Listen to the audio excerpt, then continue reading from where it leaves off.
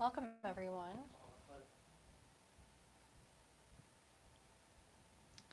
Thank you for tuning in today. We are going to start with a few opening prayers. There's a link to the opening prayers in the chat. I think if you are on tara.org, you can click the link for the YouTube channel right below the video, and you'll see the link to the prayers there. So the first prayer we're going to chant 3 times, and then the next ones we'll do 1 time each.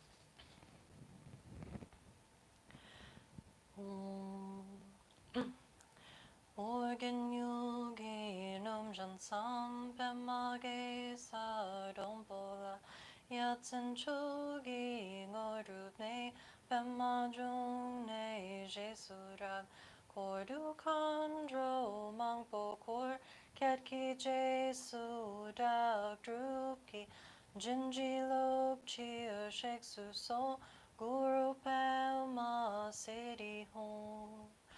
Organ yugi num jansam pemage sadombola yatsen chogi ngorupne pemajung jesurag kordu kandro mangpo kor ketki jesu dak drupki jinji lop chia shek su so guru pelma sedi home. Organ yugi num jansam pemage sadombola yatsen chogi ngorupne pemajung jesurak kordu kandro mangpo kor ketki jesu dak drupki jinji lop chia shek su so guru pema sedi home.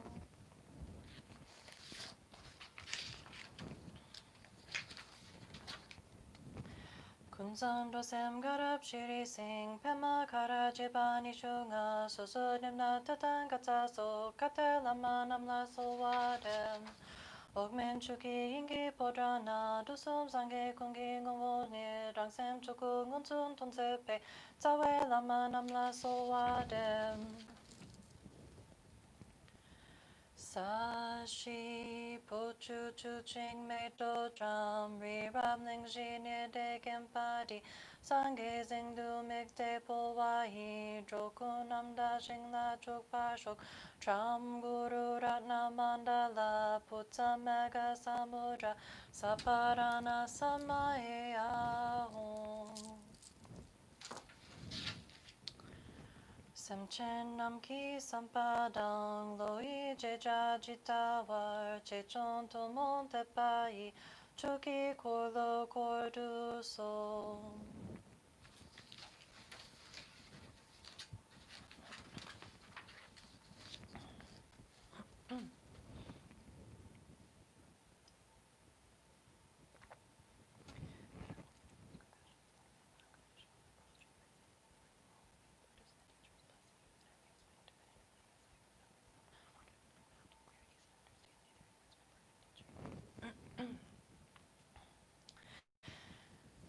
So today I'd like to start with a brief breath meditation, allowing our minds to rest on the rhythm and the feeling of our own breath is truly restful for the mind. It creates space in the mind and helps us to balance our emotions. It will also help us focus better during the teaching. So normally our minds are so busy and distracted all the time, and it makes it difficult to follow through on whatever good intentions that we may have. We are constantly distracted by our desires and limited by our judgments. And if we want to generate bodhicitta, the awakened mind of wisdom and compassion, first we must calm our minds. We have to calm that reactivity that keeps us so busy and distracted all the time. So first we'll start by arousing a feeling of great love for all sentient beings. Just relax in that state for a moment. Just think that we are going to settle our minds and let go of our busyness, not just for ourselves, for our own comfort and peace, although it will bring us more comfort and peace, But we are meditating to awaken love and compassion for the benefit of all beings. So let's just sit with that intention for a moment.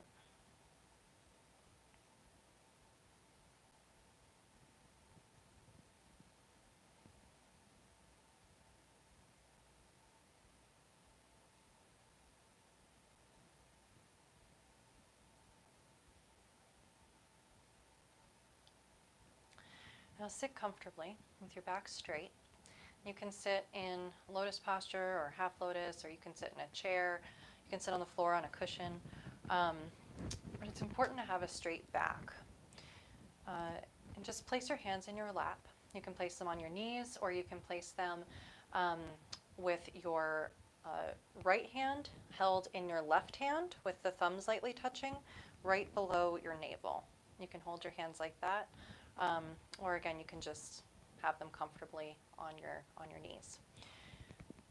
And keep your neck straight, aligned with your spine. And gently press the tip of your tongue against the roof of your mouth, just like right behind your teeth. And your mouth is going to be open slightly, and your eyes are going to be open slightly. Your eyes are semi-open, and just kind of gently following the line of your nose downwards. Just rest your eyes, your vision somewhere down in front of you. And allow yourself to relax completely and breathe normally. You may want to start with a few deep breaths to just relax yourself. And then just resume just your normal rate of breathing. You're going to put a very light attention on your breath. You're not going to control your breath at all. Just breathe naturally with the most gossamer thin attention on your breath. It's like taking your pulse. You don't put any pressure on it. You don't try to change it in any way. You just observe it very gently. So your attention should be like a feather, gently riding on the surface of your breath. And your ego is going to do everything it can to distract you away from your breath, but that's okay. You probably think of, a million things that you were supposed to have done before you sat down to meditation, and a million things that you have to do after meditation, and that's okay.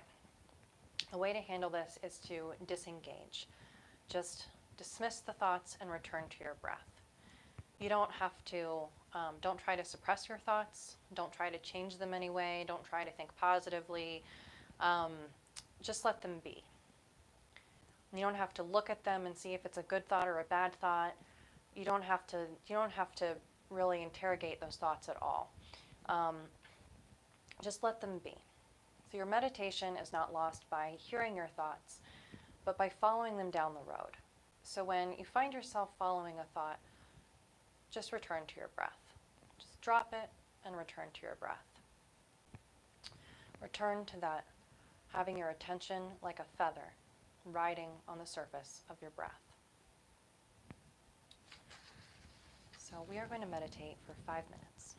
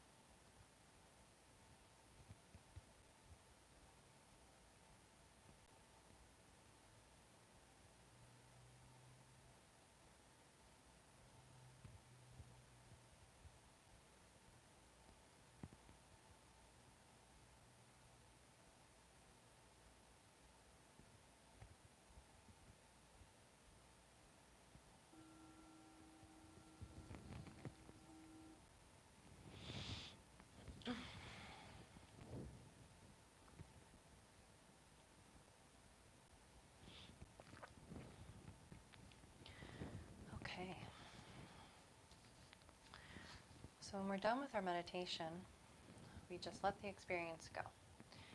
Just as like when we're meditating, when the thoughts come, we just let them pass by, and then when we're done meditating, we just drop it.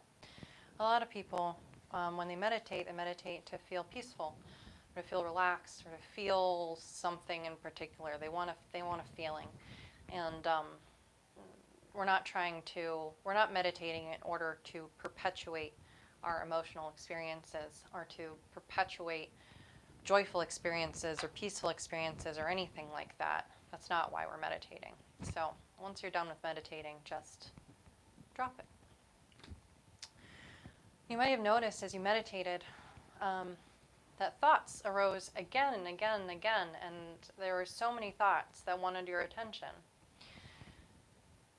And, I think when people are new to meditation, they might expect, actually new or old, a lot of times I think people just expect their minds to sit down and shut up. And they think, well, I sat down and shut up. Why doesn't my mind do that? And they might think like, oh, I just can't meditate. I'm bad at meditating because my thoughts don't stop. I just have so many thoughts all the time, just thinking. So I just can't meditate because I have so many thoughts. You might think why can't my mind just sit still and let me meditate in peace? But it doesn't. It jumps all over the place like a wild monkey. And to think that it will just be still and silent is actually a misunderstanding of both the mind and of what we're trying to do in meditation. We're not trying to control the mind and lock it down and keep it in some, turn it into some glass bauble or something that just stays perfectly still. We're not trying to do that. So actually, the mind has no choice but to move. It's the mind, the phenomenal or surface nature of the mind is dynamic. It's like the wind, it has to move. And when one first starts to meditate, your concentration is like water in a stream coursing rapidly down a mountain. Then over time, it becomes like a wide river. It's still moving, but in a much calmer and slower way. And eventually, after meditating for a long time, one's concentration becomes like an ocean or a lake. So when you look at a lake, you may not immediately see movement in it. It looks still on the surface.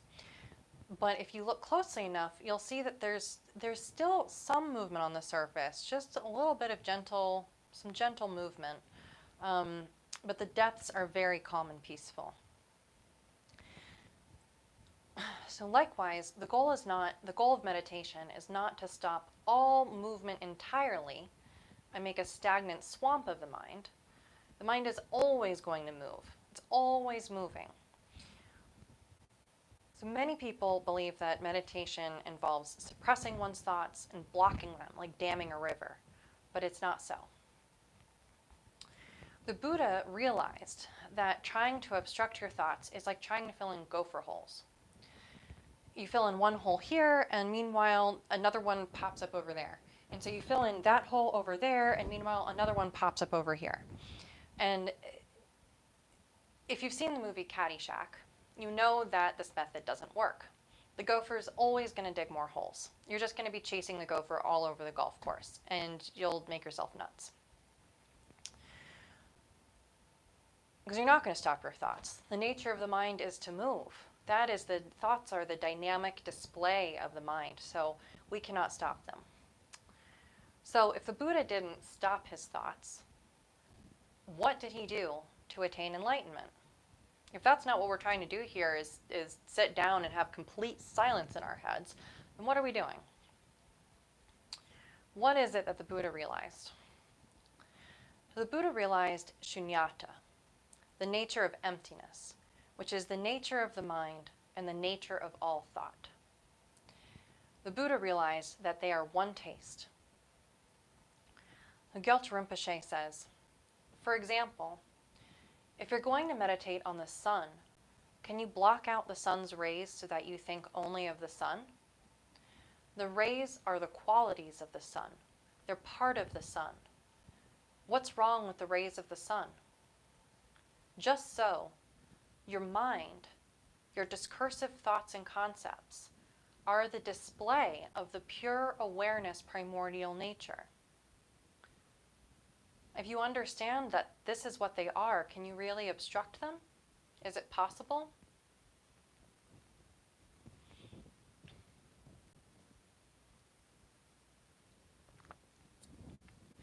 So not only did the Buddha recognize the nature of mind to attain enlightenment, but actually all of the past Buddhas and Bodhisattvas recognized the nature of their mind and then attained enlightenment. There is no other way. So if the nature of mind is emptiness, what is emptiness? Does that mean that nothing exists?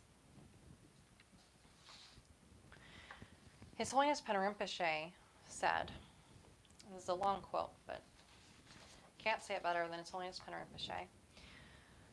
He said,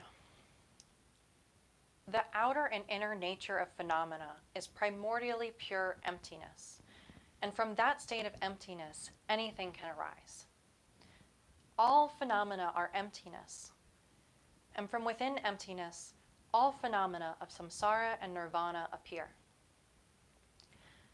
Because of emptiness and the interplay of interdependent circumstances, endless phenomena can arise within samsara and nirvana. When thinking of emptiness, you shouldn't imagine it as total voidness.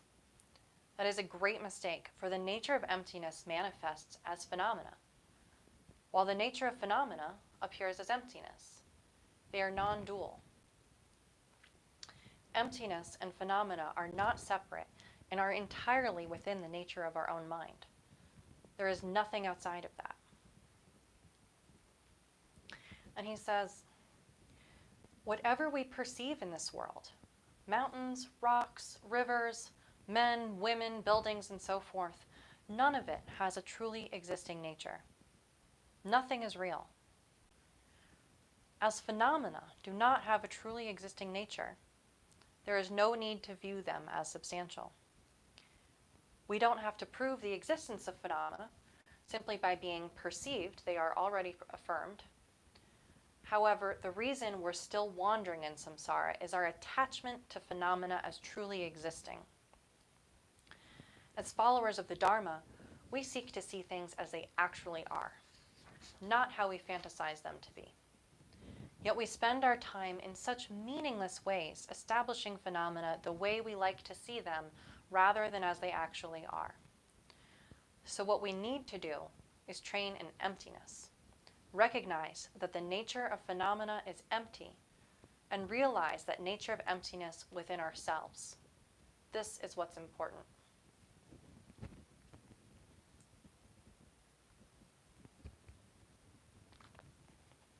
So if you've come to any of my previous classes, you will have heard me say, I'm sure, that the point of everything is to generate bodhicitta, to accomplish the bodhicitta, the awakened mind of wisdom and compassion. And we are trying to develop a good heart. So what does emptiness have to do with developing a good heart? If none of this is real, then why should we care about it? Why should we develop compassion and love for these things, for these beings? So what does emptiness have to do with bodhicitta? The bodhicitta, in its fundamental nature, is indistinguishable from emptiness. You may have seen pictures of, or tankas of deities in Yabum, of the deities in union. And some people visit the temple and think that Buddhists must be really into erotica, but that's not what these images represent. Definitely had many visitors to the temple come to me and say, like, did you know that those are hung in there? Did you know those pictures are up on the walls? Is that okay? Like, thinking that it's something dirty, and it's not. These pictures of the deities in union are actually profound teachings. The Jetsama Akan Lamo said, that these pictures are actually an indication of the non-duality of emptiness and bodhicitta. She says, they are a display of one's own primordial wisdom nature.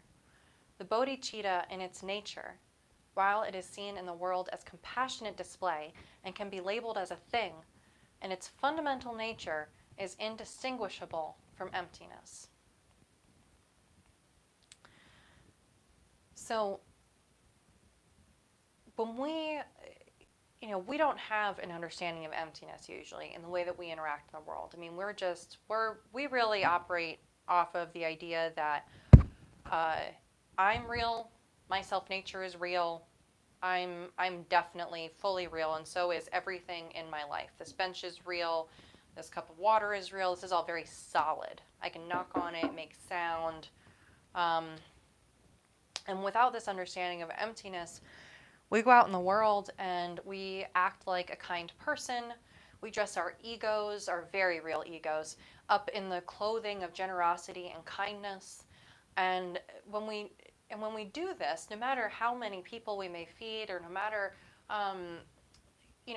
what good we may be trying to accomplish in the world, when we do this without an understanding of emptiness, we are not truly practicing bodhicitta from its deepest, most fundamental point of view. The Jetsama says, deeply understood, the bodhicitta is the primordial nature.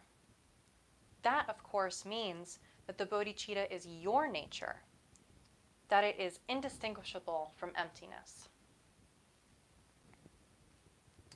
So when we do not have an understanding of emptiness, and we try to give rise to bodhicitta, when we try to be kind, we try to be sweet, we try to be generous, we try to be something, that trying to be arises from the fundamental assumption of self-nature being inherently real. I am trying to be something. I am kind. I am being generous. I am such a wonderful person. Me, me, me, me, me, me, me, me, me. And Jetsama says, when one gives rise to the bodhicitta with an understanding of emptiness, that is a completely different operation.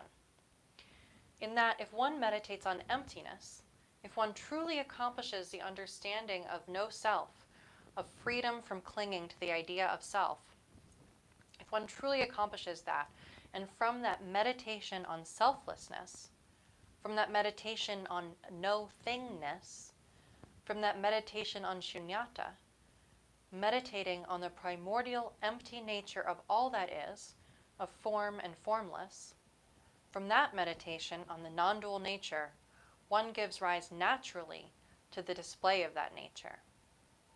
Because in that nature is all display, naturally and spontaneously. The display of a nature not based in the idea of self or ego clinging is the bodhicitta.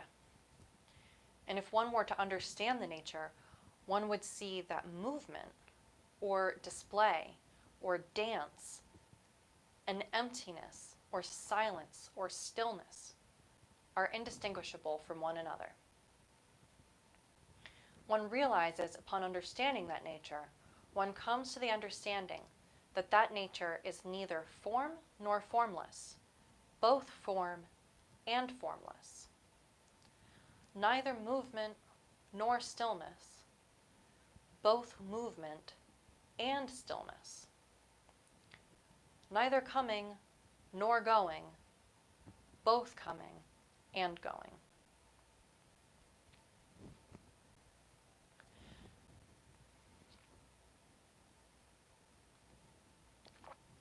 And this is not an understanding that we can come to with our conceptual mind. It kind of breaks the conceptual mind. It's like a koan.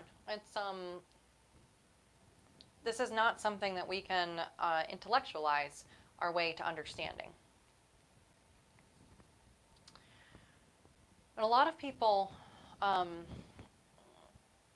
there's a tendency in a lot of people, I think, and I don't know about in other countries, but I can see in America, a lot of people want, they want to study Dzogchen. They want to study highest, most profound teachings on emptiness, and they want to, they hear about emptiness, and they really like that um, because if nothing's really real, then we don't have to mess with any of this love stuff. We can just like stay in the intellectual realm and sound really smart and distance ourselves from others because they're not real and nothing's really real. And that would be a misunderstanding of emptiness. To think that you can actually come to understand it without compassion. That's not the path to enlightenment. You can't just like study emptiness without compassion and expect to get enlightened. It isn't about voiding everything out, saying that's not real, or negating everything. It's not negation. And it's not something you can come to with your conceptual mind. It's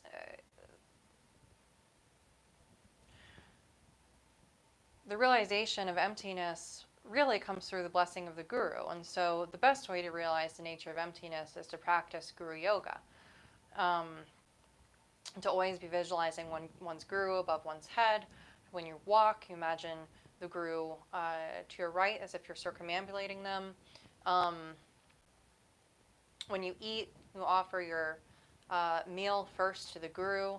And then when you eat it, it's like they've blessed it and given it to you. When you buy new clothes, you can offer your clothes at your altar. You can offer your clothes to the guru, and then kind of receive them back as if they've given them to you and wear them with that frame of mind. So the blessings of the guru, opening ourselves up to the blessings of the guru, is really the only way to come to the realization of the nature of emptiness.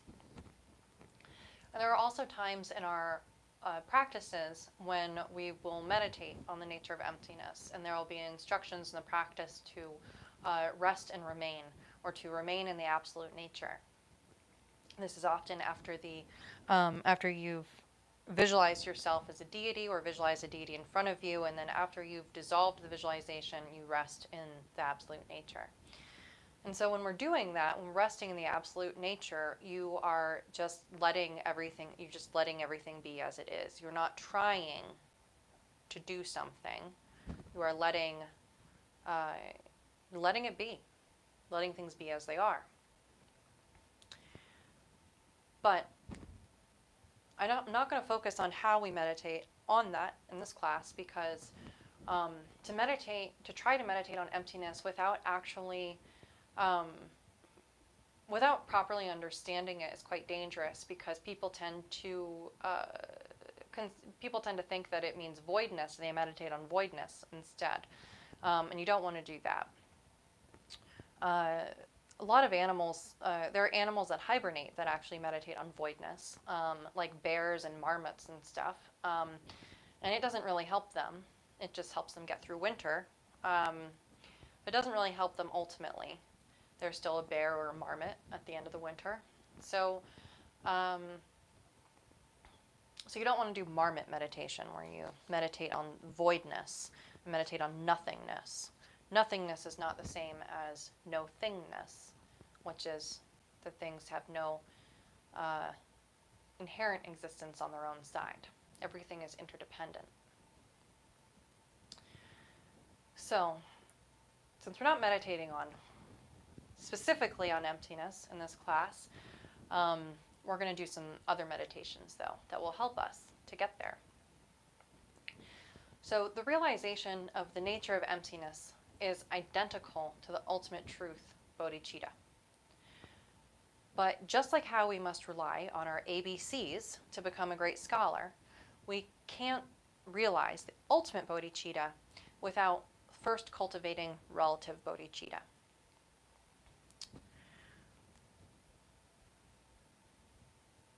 The principal practices for generating the bodhicitta are the meditations upon compassion and love. If one has no love for sentient beings, it will be difficult to develop compassion towards them. The benefits of love are described in the sutras. The sutras say, making extensive, measureless offerings to the Buddhas and Bodhisattvas, to holy beings, the gurus, etc., over extended periods of time will certainly generate great merit. But the development of true love, immeasurable love, in your mind for parent sentient beings for just one moment will generate far greater merit.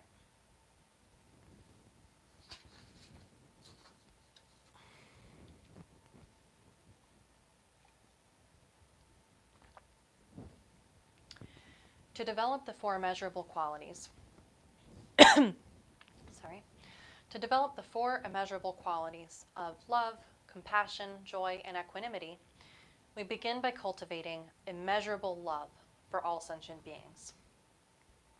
This isn't the kind of love that you feel for your friends or family or those who you're attached to, those who you say, I love you to. This isn't the same kind of love. We are talking about immeasurable love. So we're going to do a short meditation. So I want you to sit in meditation posture. Sit with your back straight. You can have your hands on your lap, wherever that's comfortable. And think about your mother. I want you to think about your mother and remember the kindness that she has shown you. Even if you don't have a good relationship with your mother, even if you're adopted and never met your mother, she still carried you, at the very least, she carried you in her womb, within her own body.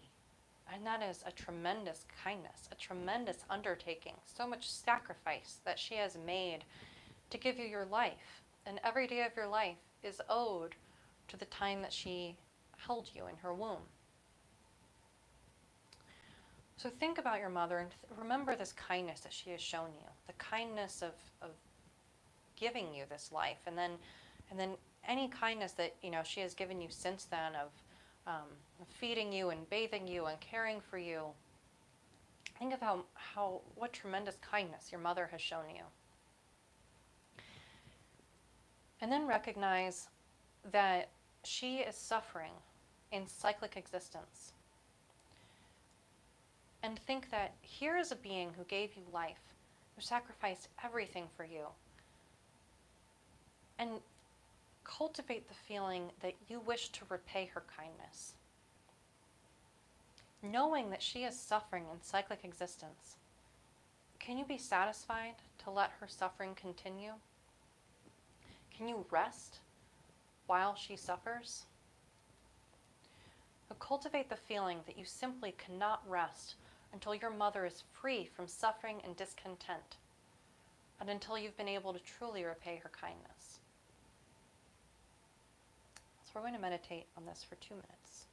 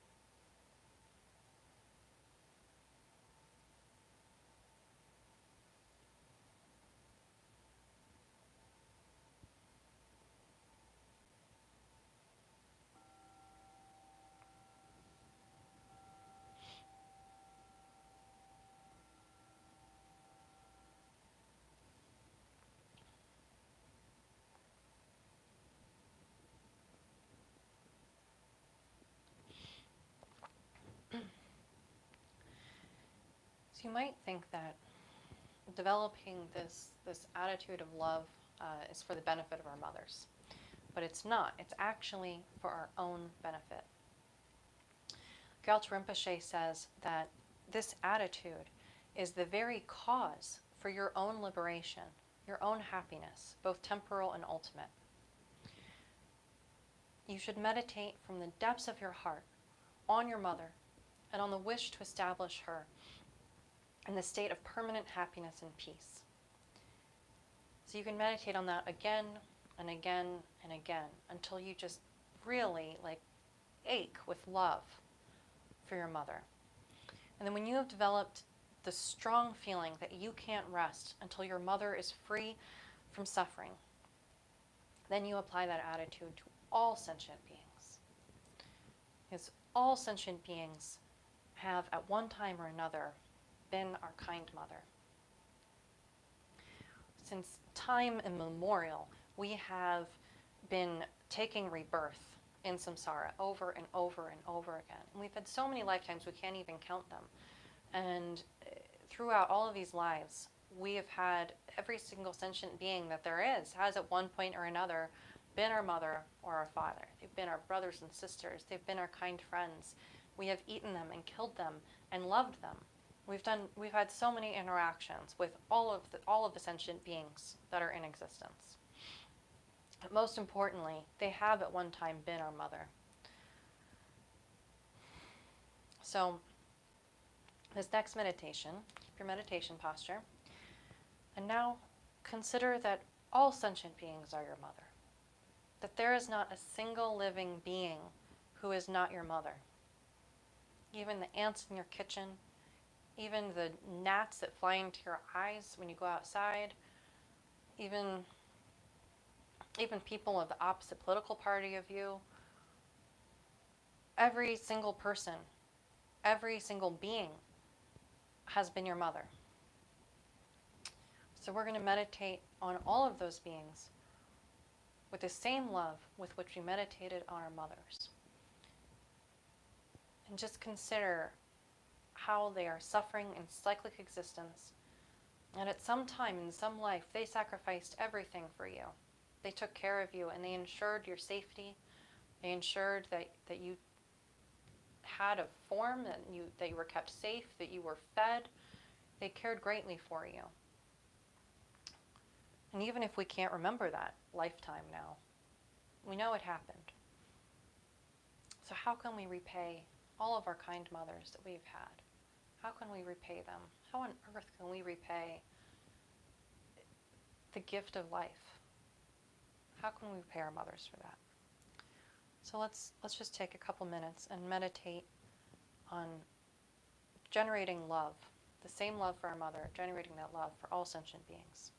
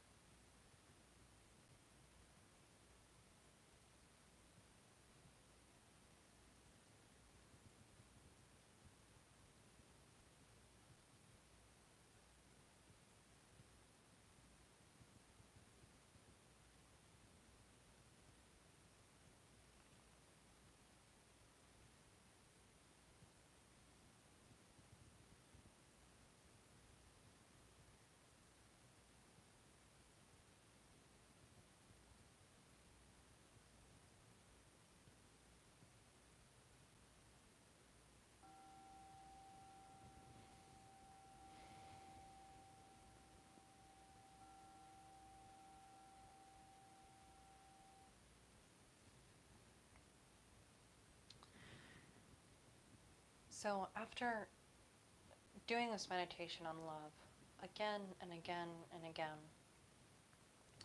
when you get to the point that you think of the condition of sentient beings and of how much you want to free them from suffering, and tears well up in your eyes, and you can't control the desire to care for them because you love them so much, this is called great love. And then, after you've meditated more and more and more, when you reach the point where your mother and your worst enemy can walk into the room and stand in front of you, and there's no distinction between them, you love them both equally, beyond a shadow of a doubt, completely equally, and the love arises effortlessly, naturally. That is immeasurable love. So that is the kind of love that we're talking about. Immeasurable love that has no distinction, no bias, no limit.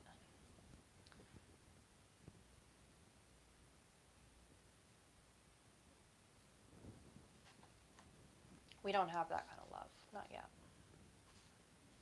But we can. We can get there. You just have to practice this meditation a lot.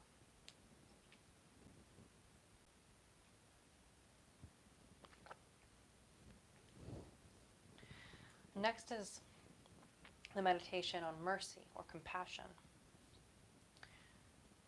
So all sentient beings want to be happy. But in their delusion, they don't know how to go about getting happiness. And instead, they create the causes of sorrow.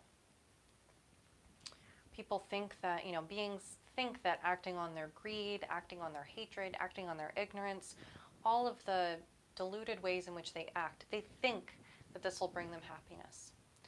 Even like Jeffrey Dahmer or Hitler or any of these people that have just committed atrocious acts of violence, they thought it would make them happy.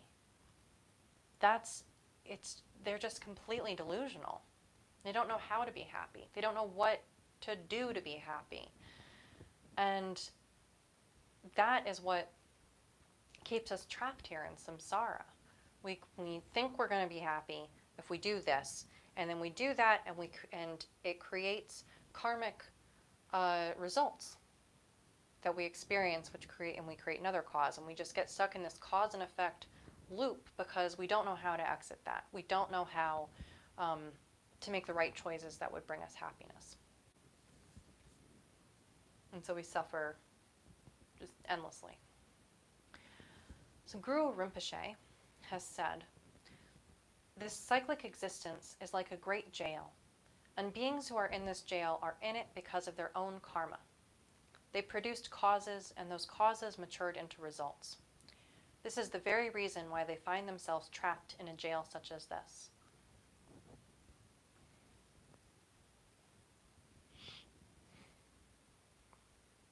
So when you think about these beings who are imprisoned by their own karmic consequences, remember that they have been your mother and your father time and time again. You can't even count the number of times that all of these beings have been your own loving parents, and the kindness that they showed you at that time was inexpressible. So remembering this, the thought should arise in your mind that you must find a method to repay their kindness. You must find a way to free them from this prison of their karmic conditioning so that they won't have to continue taking rebirth in the lower realms or in any of the 6 realms, and they can finally be free of their suffering. So you should feel great compassion towards them in their condition of suffering. Your own parents, your own brothers and sisters are right now experiencing the suffering of lower states of rebirth, suffering in the hell realms, suffering in the hungry ghost realms, suffering in the animal realms, or suffering in the human realm too, or any of the realms. But they are suffering and they are stuck because they don't know how to get out. They don't know how to create the causes to get out of that suffering. And so they just dig themselves deeper, deeper and deeper and deeper into this quicksand of suffering. So you must meditate on this again and again until compassion wells up within you. So again, let's sit in our meditation posture with our straight back. And just as with the meditation on love, we're going to start by focusing on our own mothers. So this time, think more specifically of the fact that your mother is caught in the snare of cyclic existence and suffers lifetime after lifetime. Her condition is so sad, and seeing it causes you such sorrow that the conviction arises within you that you can't rest until you've freed her. You simply cannot be satisfied to sit back and watch her situation continue. You can't stand it. You cannot rest until you have freed her. So let's meditate on this for a couple minutes.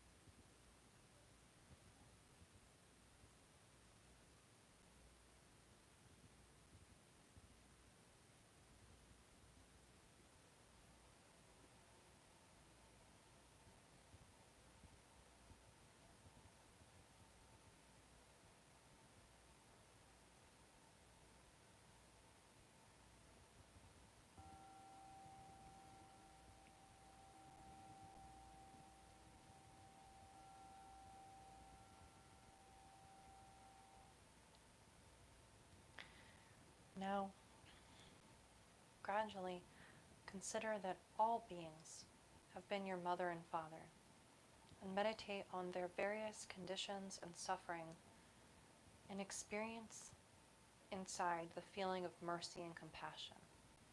And be aware that all of these sentient beings are suffering the karmic circumstances and results of their own causes that they created. Meditate on that.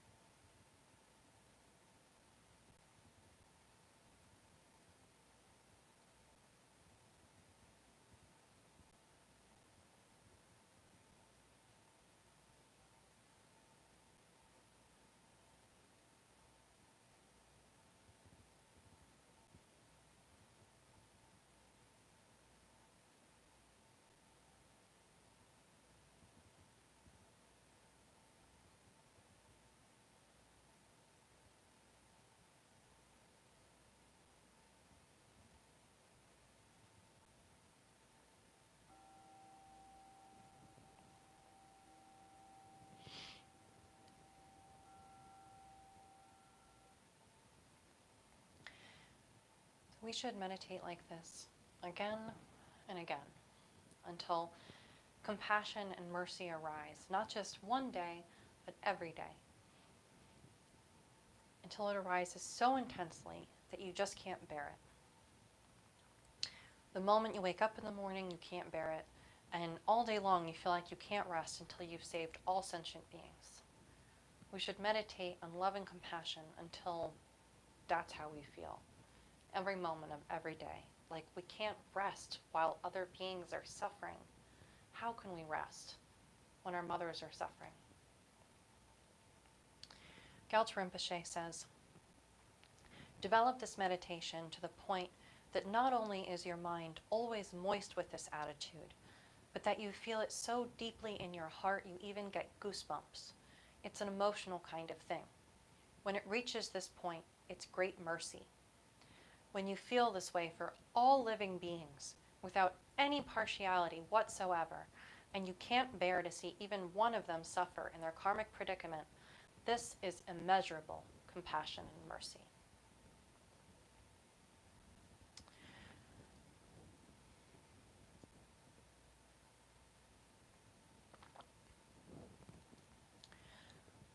So those are the first two of the four immeasurables. The four immeasurables, again, are love, compassion, joy, and equanimity. If you have developed immeasurable love and immeasurable compassion, then the two remaining immeasurables, joy and equanimity, are automatically present. It isn't possible to have immeasurable love and immeasurable compassion and lack immeasurable joy and equanimity. When you've developed love and compassion for others, you will naturally feel joyful for them when they experience the results of their good karma. Just as you currently, you know what it feels like to achieve something you've worked hard at, or to, when something good happens to you, you feel joyful. And you will naturally feel this way when other beings also experience goodness in their lives. When good comes to them, you'll naturally feel joyful. For example, when all sentient beings achieve liberation, which of course is your prayer and your aspiration, and this is what we're working towards here. So when all sentient beings achieve liberation, you will rejoice in that. Immeasurable joy will automatically arise. And immeasurable equanimity will naturally be present because you will feel this immeasurable joy for all sentient beings equally. The way to meditate on immeasurable equanimity is to wish without any partiality whatsoever that all sentient beings can be free from their suffering and that they never be separated from happiness and permanent freedom.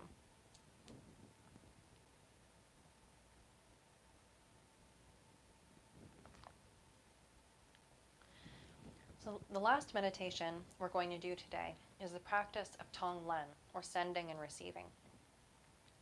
In this practice, we send our happiness and bliss to all beings without any holding back and without any partiality or attachment to those who are receiving it. And then we receive their sufferings, all different types of suffering, and take them on without difficulty. We are happy to receive them, and we rejoice in receiving them. Now, if we were real bodhisattvas with an understanding of emptiness, and we really awakened the bodhicitta, we could perhaps do this practice with some tangible effect. But because we haven't yet awakened to the bodhicitta, we aren't able to truly practice this and truly actually take other sufferings on. So we're going to practice the sending and receiving mentally as an exercise. And this practice is an antidote to self-cherishing, to the intense grasping of the self and of the needs of the self. The fact that you send your happiness out without any partiality at all is an antidote to your attractions and aversions toward sentient beings.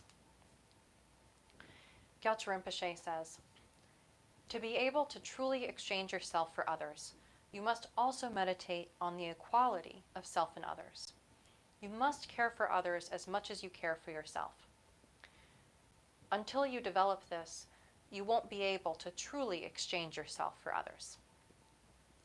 For example, During your meditation, you should think of something like this.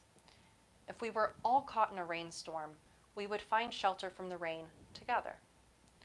If we wouldn't want to leave someone outside, we couldn't really be happy sitting inside out of the rain, seeing others still outside in it. Or if we found ourselves in a dangerous, maybe life-threatening situation, and we had a chance to escape, we wouldn't want to leave some people behind while we saved ourselves. We would want everyone to reach safety together. These are the kinds of thoughts to generate in your meditation. That we are all in this together. We are all equal. And there really is no difference between me and anyone else. Once you can truly feel this deeply, then you'll be able to exchange yourself for others. When this happens, you will care for them more than you care for yourself.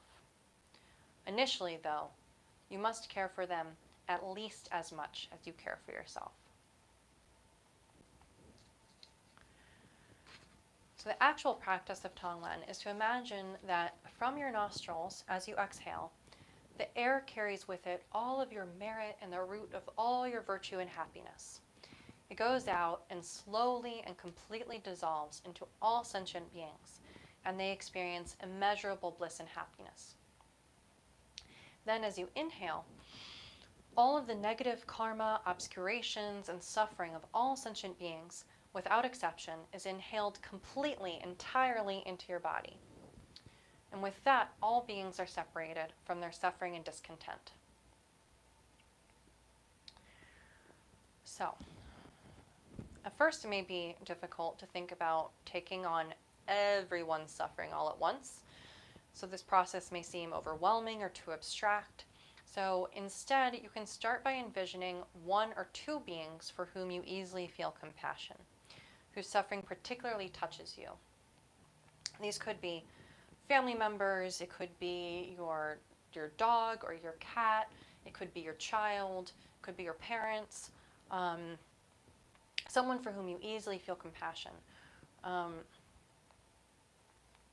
Maybe there's a particular animal cause that really, maybe you feel really terrible about the pigs in the factory farms, or the chickens in the factory farms, or the whales in captivity at Disney World, or wherever, the Sea World.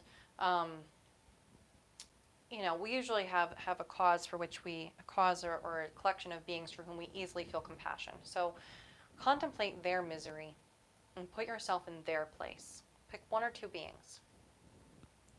And put yourself in their place, imagining what their experience must be like. Let's take a moment to arouse compassion.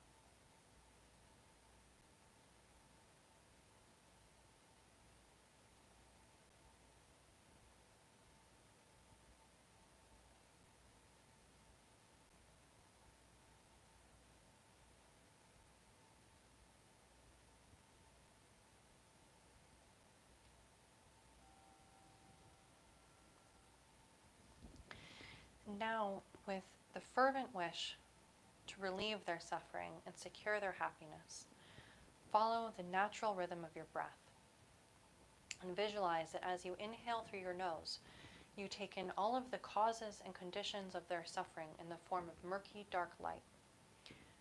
Imagine that they become completely free of misery.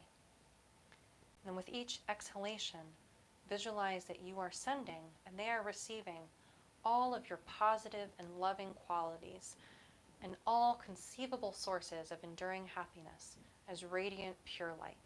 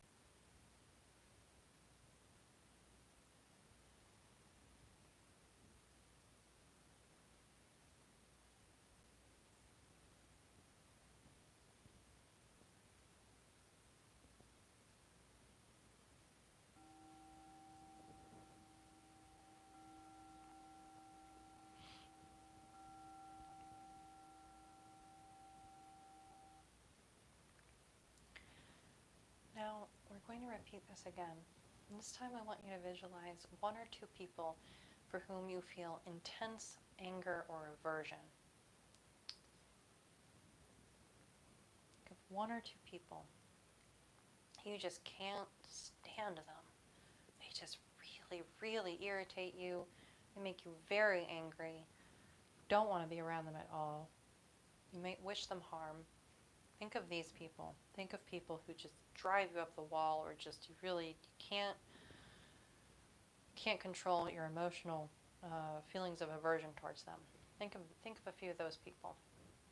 And then visualize that as you inhale through your nose, you take in all of the causes and conditions of their suffering in the form of murky, dark light. Imagine they become completely free of misery. And then as you exhale, visualize that you are sending and they are receiving all of your positive and loving qualities, all conceivable sources of enduring happiness as radiant, pure light.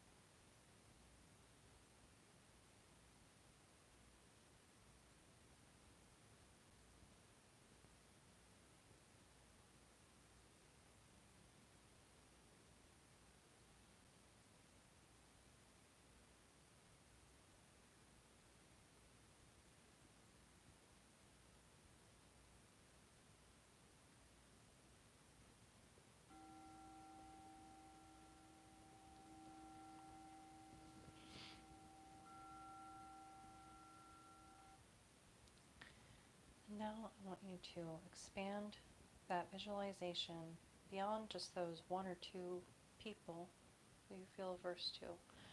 Expand your visualization to include all of those for whom you have similar feelings of aversion. And as you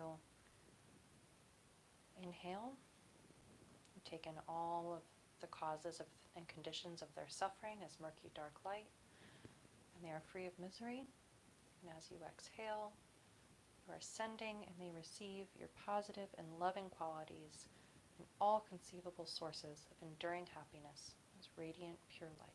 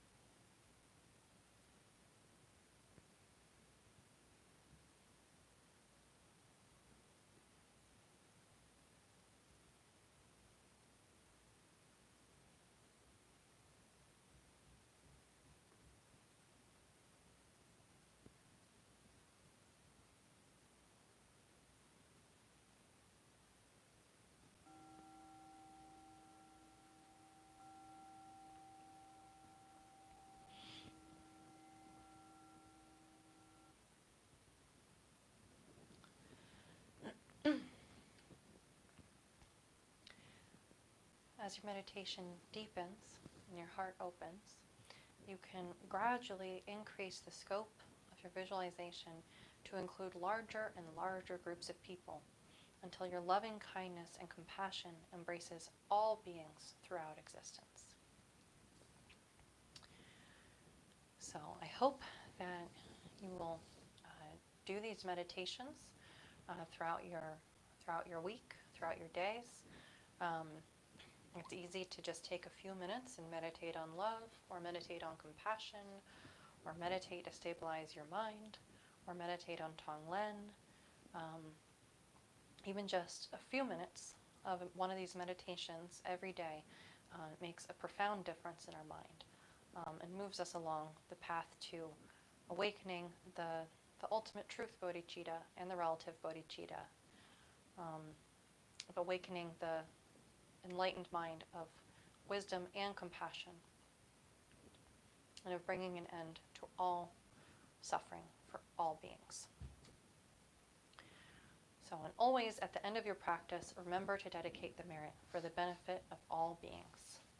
And remember that if all beings attained Buddhahood, we wouldn't need to pray for the end of war, we wouldn't need to pray for the end of poverty, we wouldn't need to worry about any of these individual sufferings that we have. If all beings were able to attain Buddhahood, then all of the other sufferings would go away as well. And so, truly what we want is for all beings to attain the ultimate state of liberation. So remember to dedicate the merit for the benefit of all beings. And we'll do that now. It's on the last page of the opening and closing prayers. By this effort, may all sentient beings be free of suffering. May their minds be filled with the nectar of virtue. In this way, may all causes resulting in suffering be extinguished, and only the light of compassion shine throughout all realms.